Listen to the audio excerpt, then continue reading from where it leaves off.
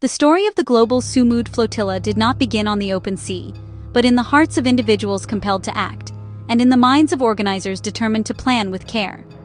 It was born from a desire to challenge the long-standing, controversial blockade of the Gaza Strip, a policy restricting the movement of people and the flow of goods, creating what many observers describe as a humanitarian crisis. Sumud means steadfastness and perseverance. The organizers aimed to deliver aid, but their primary goal was political, to shine a global spotlight and demand an end to the blockade. The journey began on August 31, 2025, with Barcelona as the launchpad for a month-long odyssey. A core group set sail, mission clear and resolve firm. They gathered momentum along the way, transforming into a symbol of international civil disobedience. The flotilla was more than boats. It was a moving assembly of human beings and moral urgency. Over 40 vessels carried around 500 activists, each with a story and a reason for joining. They came from all corners of the globe, representing many cultures, professions, and backgrounds: doctors, lawyers, journalists, students, trade unionists, and retired naval officers. They were united by a belief in human rights and international law. Among them was Greta Thunberg, whose presence amplified the mission worldwide. Parliamentarians, artists, academics, and grassroots activists formed a powerful coalition whose conscience sailed toward Gaza. From departure, the stakes were high and confrontation loomed. Activists prepared for challenges, but the harassment was more intense than anticipated. As they moved east, interference escalated. Drones buzzed overhead, constant surveillance. Communications were jammed between ships and the outside world. Then came direct threats, munitions deployed near the flotilla, with activists describing at least 13 explosions around several boats. A ship flying the British flag was reportedly struck, sparking a fire and turning harassment into life-threatening aggression. The legality and proportionality of such actions were immediately questioned.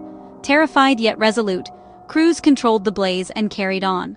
The passage was both a physical ordeal and a symbolic struggle against a powerful, unseen adversary.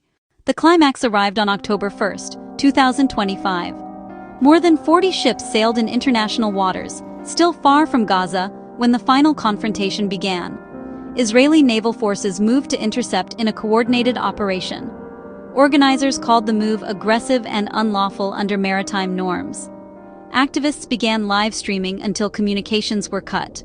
Eyewitness clips showed chaos as commandos surrounded civilian boats. Powerful water cannons pummeled several ships, including the Sirius and Adara. Activists reported the Alma was deliberately rammed at sea. The maneuver risked catastrophic damage and lives on board. Soon after, forces boarded multiple vessels. Coverage abruptly ceased, leaving the world in suspense. Roughly 500 activists were detained, the ships seized, and the mission forcibly ended. Central to coverage was the detention of Greta Thunberg.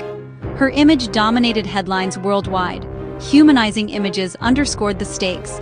The operation unfolded under an intense media spotlight. Her arrest became a viral moment that sparked outrage.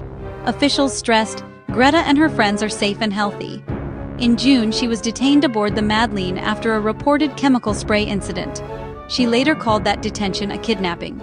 Defense Minister Israel Katz issued a harsh public response. October's detention played out on a much larger stage.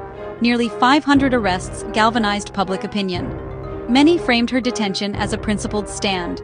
The story reverberated in homes, parliaments, and newsrooms worldwide. The interception ignited immediate worldwide condemnation. Outrage spread across platforms and broadcasts. Italy saw large demonstrations across major cities. A major labor union called a national general strike. Turkey labeled the action terrorism against unarmed civilians. Colombia condemned it as an international crime and pulled its diplomatic delegation. Israel defended its actions to a skeptical global audience. Backlash grew into a worldwide political crisis. The Sumud Flotilla joined a continuum of seaborne challenges to the Gaza blockade, recalling the 2010 tragedy. June's detentions previewed October's scale and official zero-tolerance posture. The mission posed a dilemma: allow passage or face condemnation. By intercepting, Israel amplified the activists' platform. Scrutiny returned to Gaza's humanitarian crisis. In the end, the global Sumud Flotilla reaffirmed the power of nonviolent civil disobedience and steadfastness.